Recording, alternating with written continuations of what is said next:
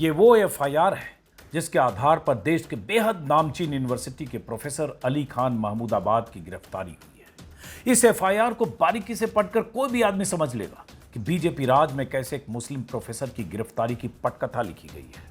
Professor Ali Khan Mahmudabad के खिलाफ ऐसी ही एक दूसरी एफआईआर भी है। स्क्रीन पर जो कुछ आप देख रहे हैं वो उस गुस्से और गुबार का हिस्सा है जो अशोका यूनिवर्सिटी के प्रोफेसर अली खान महमूदाबाद की गिरफ्तारी के बाद सोशल मीडिया पर उठा है।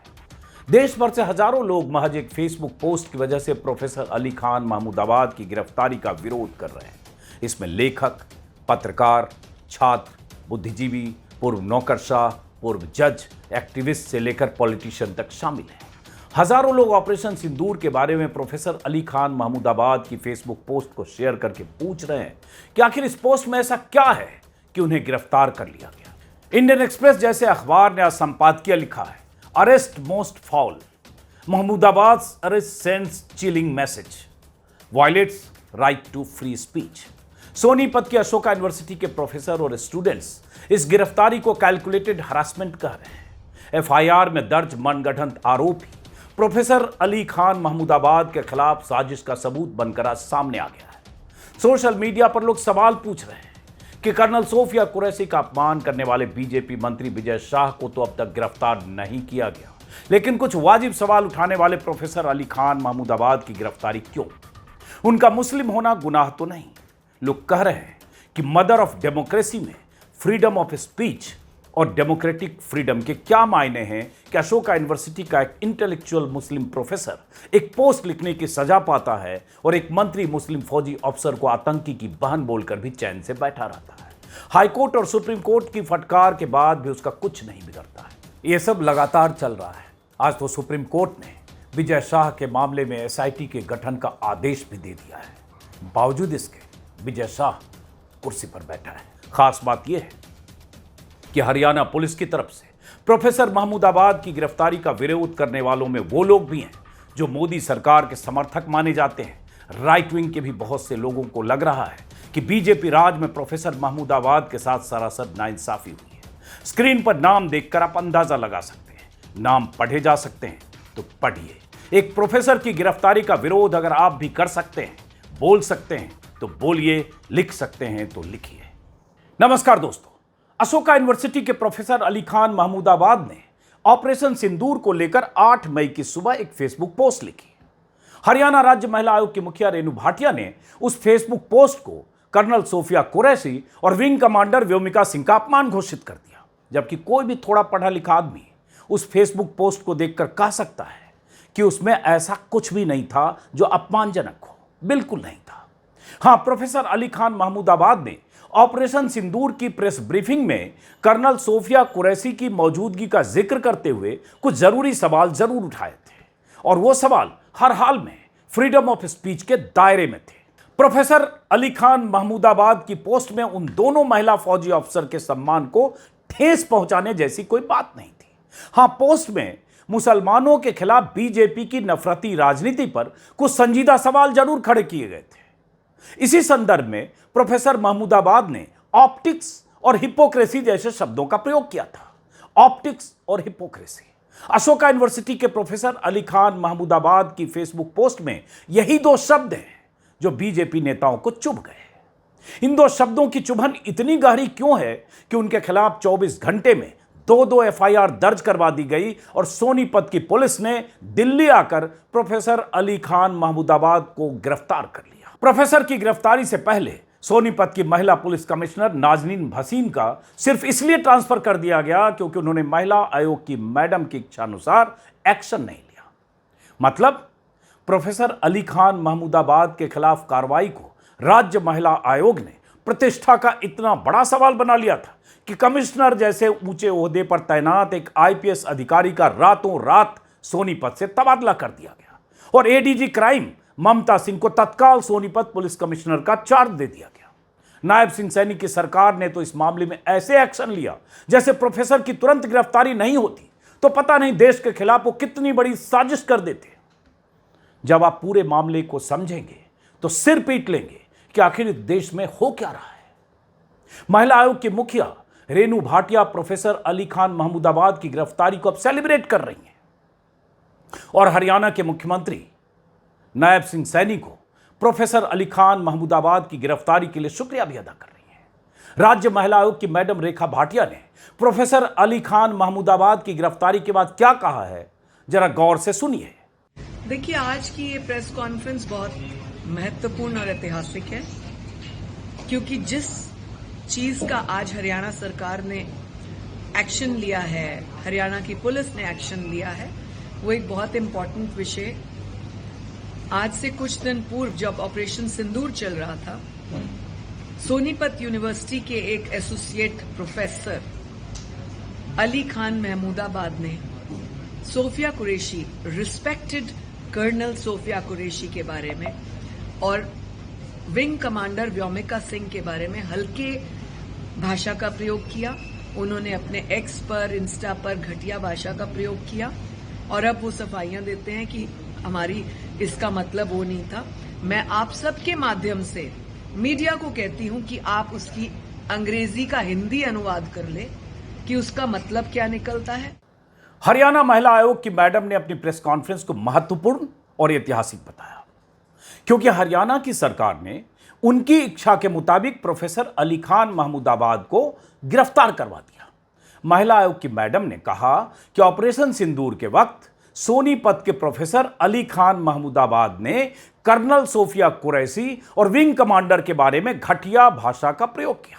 उन्होंने कहा कि आपके माध्यम से मीडिया से कहती हूं कि प्रोफेसर की पोस्ट का हिंदी में अनुवाद कर ले कि उसका क्या मतलब निकलता है। अपने ऐतिहासिक और महत्वपूर्ण प्रेस कॉन्फ्रेंस में महिला आयोग की मैडम ने जो आदेश दिया, उसके मुताबिक आज हमने प्रोफेसर अली खान महमूदाबाद की पोस्ट जो अंग्रेजी में थी, इसका शब्द सह हिंदी में अनुवाद कर लिया है। तो चलिए पहले हिंदी अनुवाद से शुरू करते हैं। उनकी पूरी पोस्ट एक बार फिर से पढ़िए और समझिए। उसके बाद इस प्रोफेसर अली खान महमूदाबाद की गिरफ्तारी से जुड़े तमाम सवाल और तमाम बातें स्क्रीन पर आप अंग्रेजी में लिखी उनकी पोस्ट देख रहे हैं। प्रोफेसर अली खान महमूदाबाद ने 8 मई की सुबह अपने फेसबुक पेज पर क्या लिखा, यह बताने से पहले मैं आपको बता दूं कि मैं बार बार प्रोफेसर अली खान महमूदाबाद का नाम पूरा क्यों ले रहा हूं। इसलिए ले रहा हूं क्योंकि नाम में ही बहुत कुछ रखा है। नाम ही मजहब की पहचान है और इस दौर के सत्ताधीशों को नाम से ही तो दिक्कत है। खैर, अली खान महमूदाबाद ने लिखा, फेसबुक पर हिंदी तर्जुमा बता रहा हूं। स्ट्रेटजिक रूप से भारत ने वास्तव में एक नए दौर की शुरुआत की है, जहां पाकिस्तान में मिलिट्री और टेररिस्ट के बीच की सीमाएं धुंधली हो गई हैं। अब किसी भी टेररिस्ट एक्टिविटी का रेस्पॉन्स पारंपरिक सैन्य कार्यवाही से होगी, जिससे पाकिस्तान की सेना पर यह जिम्मेदारी आ गई है कि वह अब टेररिस्ट और नॉन स्टेट एक्टर्स के पीछे नहीं छिप सकती। वैसे भी पाकिस्तानी सेना ने बहुत लंबे समय तक इस क्षेत्र में डिस्टेबलाइज करने के लिए मिलिटराइज नॉन स्टेट एक्टर का इस्तेमाल किया है और साथ ही अंतर्राष्ट्रीय मंच पर खुद को विक्टिम के रूप में पेश किया है। उसने उन्हीं का उपयोग हाल के हमलों में भी किया, जिनमें कुछ को निशाना बनाया गया ताकि पाकिस्तान में सांप्रदायिक तनाव फैलाया जा सके। ये उनकी पोस्ट है, उसका हिंदी अनुवाद गौर से शब्द से सुनिए, यही मैडम का आदेश भी है।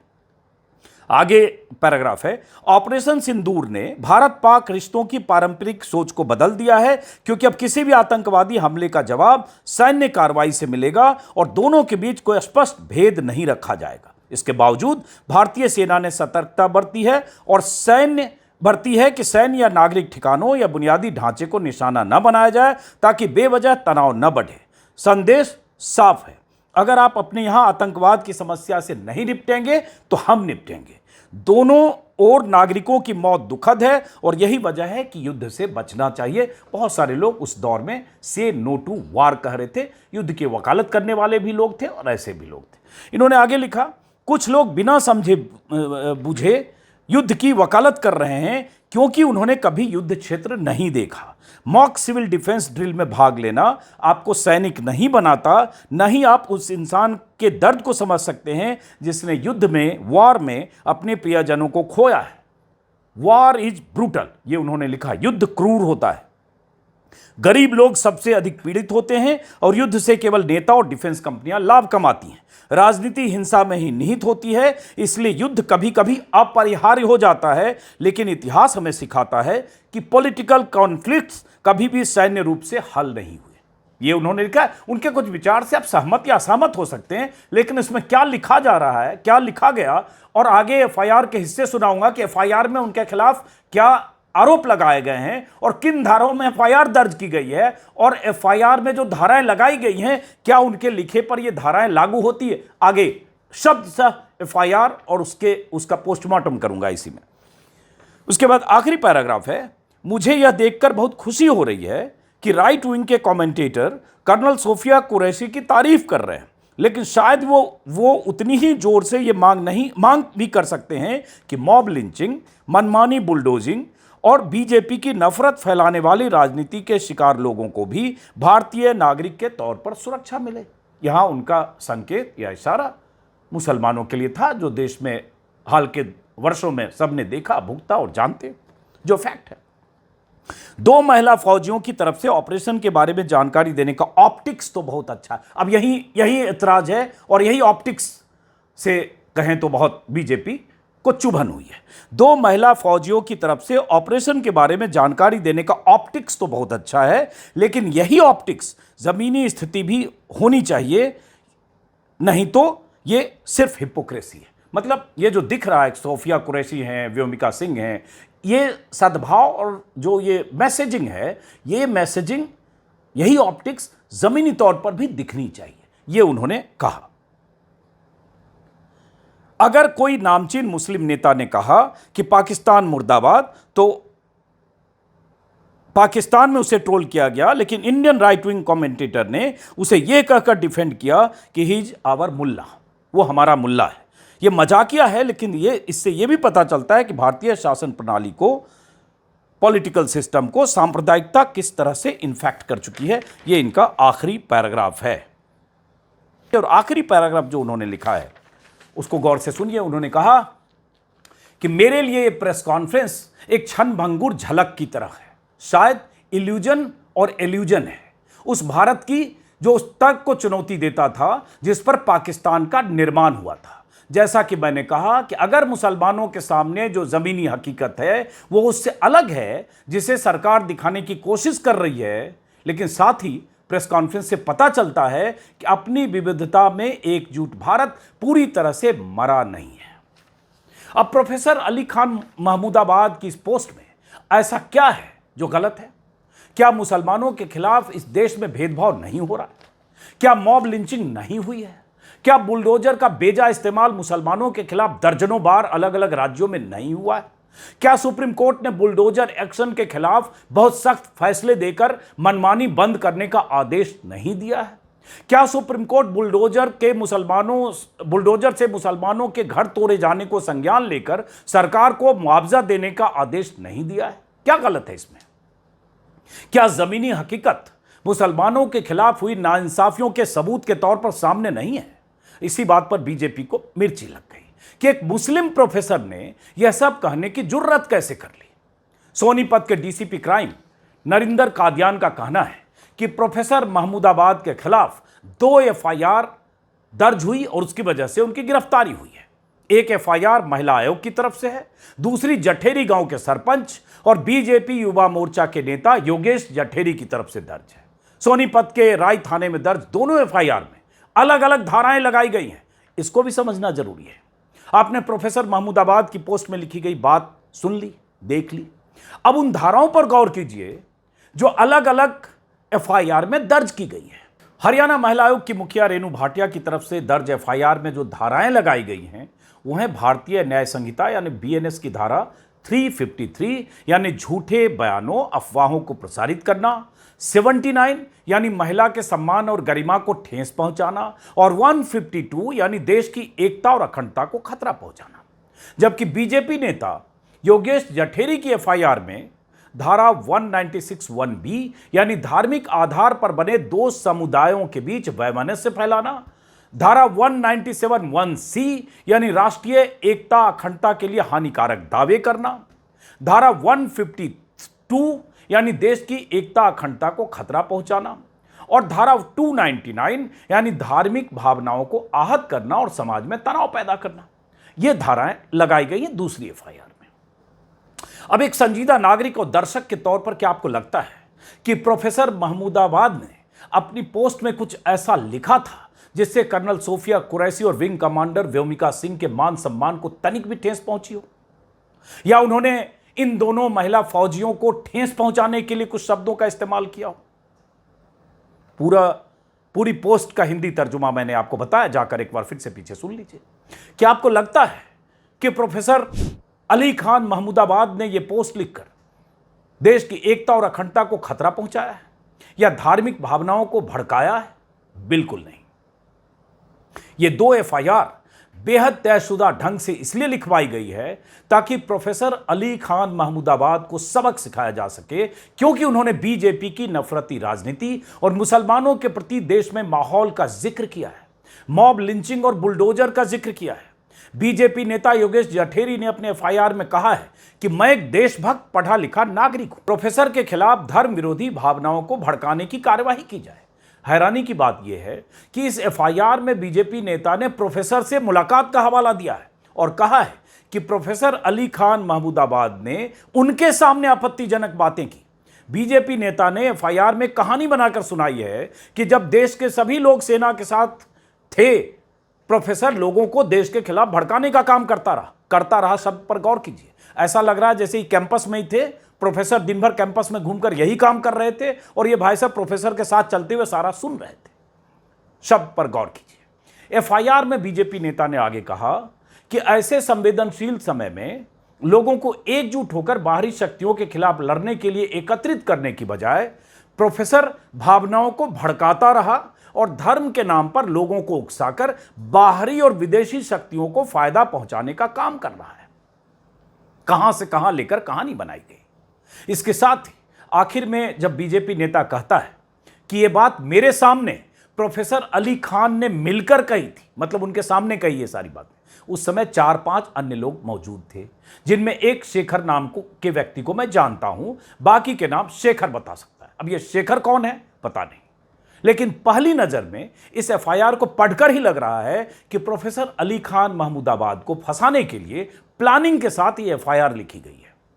17 मई को यह एफआईआर दर्ज हुई है और इसमें यह जिक्र नहीं है कि प्रोफेसर से बीजेपी नेता जठेरी की किस दिन और कहां मुलाकात हुई। एफआईआर की शुरुआत में जठेरी कह रहे हैं कि मैं गांव का मौजूदा सरपंच हूं और अशोका यूनिवर्सिटी अक्सर मेरा आना जाना होता है। लेकिन सवाल यह है कि इस विवाद के बाद जब प्रोफेसर अली खान महमूदाबाद महिला आयोग तक जाने को तैयार नहीं हुए, उन्होंने अपना जवाब लिखित भिजवा दिया, तो बीजेपी नेता कहां से और क्यों टकरा गए और प्रोफेसर उनके सामने ऐसी ऐसी बातें कैसे कह गए।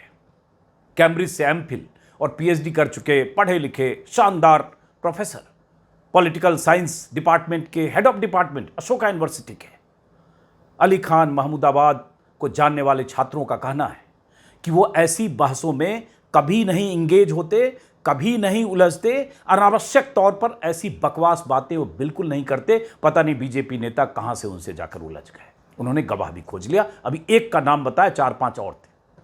अब बीजेपी नेता कोई कह रहा है एफआईआर दर्ज हो गए, पुलिस तलाशे कि वो 4 कौन थे, नहीं तो 4 कोई आ जाएंगे। बीजेपी नेता ने अपनी तरफ से एफआईआर में प्रोफेसर के हवाले से कुछ और बातें भी लिखवा दी हैं ताकि केस मजबूत हो जाए और उन्हें महीनों के लिए सलाखों के पीछे भेज दिया जाए। बीजेपी राज में नामुमकिन तो कुछ भी नहीं है, बस उसका नाम अली खान या इस तरह का कोई मुस्लिम नामधारी शख्स होना चाहिए। खैर, अब यह पुलिस जांच का विषय है।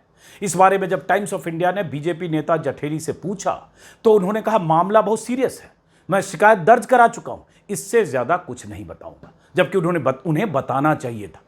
अगर मैं एक पत्रकार की तरह से समझने की कोशिश करूं तो साफ साफ लगता है कि प्रोफेसर अली खान महमूदाबाद के खिलाफ एक पटकथा तैयार की गई और पुलिस को उनके पीछे छोड़ दिया गया। सत्ता बीजेपी की है, इसलिए जो बीजेपी नेता चाहेंगे पुलिस वही करेगी। प्रोफेसर महमूदाबाद ने 8 मई को फेसबुक पर ऑपरेशन सिंदूर पर पोस्ट लिखी थी। 12 मई को हरियाणा महिला आयोग की चेयरपर्सन रेणु भाटिया की तरफ से प्रोफेसर महमूदाबाद को सम्मन भेजकर 14 मई को हाजिर होने का आदेश दिया। प्रोफेसर महमूदाबाद ने महिला आयोग के सामने पेश होने की बजाय अपना लिखित जवाब भेज दिया और अपना स्टेटमेंट उसी दिन यानी 14 मई को ही उन्होंने फेसबुक पर पोस्ट कर दिया। अब चूंकि प्रोफेसर महमूदाबाद पुलिस हिरासत में है, फिलहाल अपना पक्ष तो रख नहीं सकते, इसलिए उनका यह जवाब भी आपको जानना जरूरी है ताकि सब कुछ ऑन रिकॉर्ड रहे कि इस देश में हो क्या रहा है। प्रोफेसर ने जो 14 तारीख को लिखा उसका भी हिंदी तर्जुमा आपकी सहूलियत के लिए मैं बता दे रहा हूं। वीडियो जरा लंबा हो रहा है लेकिन सारी बातें विस्तार से सामने आनी चाहिए, अभी बहुत कुछ बाकी है। प्रोफेसर अली खान महमूदाबाद ने लिखा कि मेरे रिमार्क को पूरी तरह से गलत तरीके से समझा गया है। इस मामले में महिला आयोग का कोई अधिकार क्षेत्र नहीं है। महिला आयोग एक अहम संस्था है, लेकिन जो सम्मन मुझे जारी किया गया है उसमें यह नहीं बताया गया कि मेरी पोस्ट महिलाओं के अधिकारों के खिलाफ कैसे है। सबसे बड़ा सवाल तो यही है कि महिला आयोग की एंट्री कैसे हो गई इस मामले में। वो महिला आयोग जो महिला आयोग हरियाणा में ही हिमांशी नरवाल के खिलाफ क्या कुछ नहीं हुआ, उनकी चरित्र हत्या की गई, लिंचिंग की गई सोशल मीडिया पर, लेफ्टिनेंट विनय नरवाल की पत्नी की, जिनकी हत्या आतंकियों ने कर दी थी वहां पहलगाम में। कई दिन तक चलता रहा, ट्रेन कराया जाता रहा, वीडियो बनाया जाता रहा। उसी हरियाणा की बेटी के खिलाफ जो एक शहीद लेफ्टिनेंट की पत्नी है, हरियाणा आयोग ने क्या किया किसी को नहीं पता। कितनी गिरफ्तारियां हो गई, कितनी एफआईआर दर्ज हो गई किसी को नहीं पता, लेकिन यहां एंट्री होती है नाटकीय ढंग से हरियाणा महिला आयोग की। अभी मैं अगर इस पे चला जाऊं कि पिछले 5 साल में हरियाणा में क्राइम अगेंस्ट वीमेन का रिकॉर्ड क्या है, और क्राइम अगेंस्ट वीमेन मतलब महिला के खिलाफ अपराध के मामलों में महिला आयोग की भूमिका कितनी सख्त है और कितनी एफआईआर दर्ज हुई, तो अलग एक वीडियो बनेगा। लेकिन इसी पर लौटते हैं। महमूदाबाद ने लिखा कि आरोपों के विपरीत मैंने अपनी पोस्ट में इस बात की तारीफ की थी कि आर्म फोर्सेज ने कर्नल सोफिया कुरैशी और विंग कमांडर व्योमिका सिंह को चुना और प्रेस कॉन्फ्रेंस में यह दिखाया कि भारतीय गणतंत्र के निर्माताओं ने किस तरह से भारत का सपना देखा था।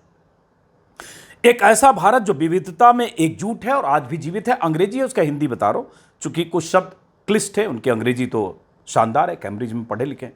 मैंने उन राइट विंग के लोगों की भी तारीफ की जिन्होंने कर्नल कुरैशी का समर्थन किया और उन्हें आम मुस्लिम भारतीयों के साथ भी समान नजरिया रखने के लिए इनवाइट किया, जो हर रोज नफरत और भेदभाव का सामना करते हैं। वास्तव में मेरे सारे कमेंट्स का मकसद नागरिकों और सैनिकों दोनों के जीवन की रक्षा करना था। मेरे कमेंट्स में कुछ भी स्त्री विरोधी नहीं है, ये इन्होंने जवाब में कहा। मैंने अपनी एकेडमिक ट्रेनिंग और पब्लिक वॉइस को हाई कॉस्ट ऑफ वार के खिलाफ शांति की वकालत करने में इस्तेमाल किया है। साथ ही मैंने कहा है कि कैसे इंडियन आर्म फोर्सेज ने सावधानी पूर्वक सैन्य या नागरिक ठिकानों को निशाना नहीं बनाया ताकि अनावश्यक तनाव न बढ़े। यह भारतीय सेना के संतुलित दृष्टिकोण की तारीफ, एक्चुअली उन्होंने ऐसा लिखा है। मैंने इस रीजन को डिस्टेबलाइज करने के लिए पाकिस्तानी सेना द्वारा आतंकियों के इस्तेमाल की निंदा की है। अपने विश्लेषण में मैंने यह भी दिखाया है कि यह जिम्मेदारी अब पाकिस्तान की सेना की है कि वो टेररिस्ट और नॉन स्टेट एक्टर के पीछे छिपना बंद करे।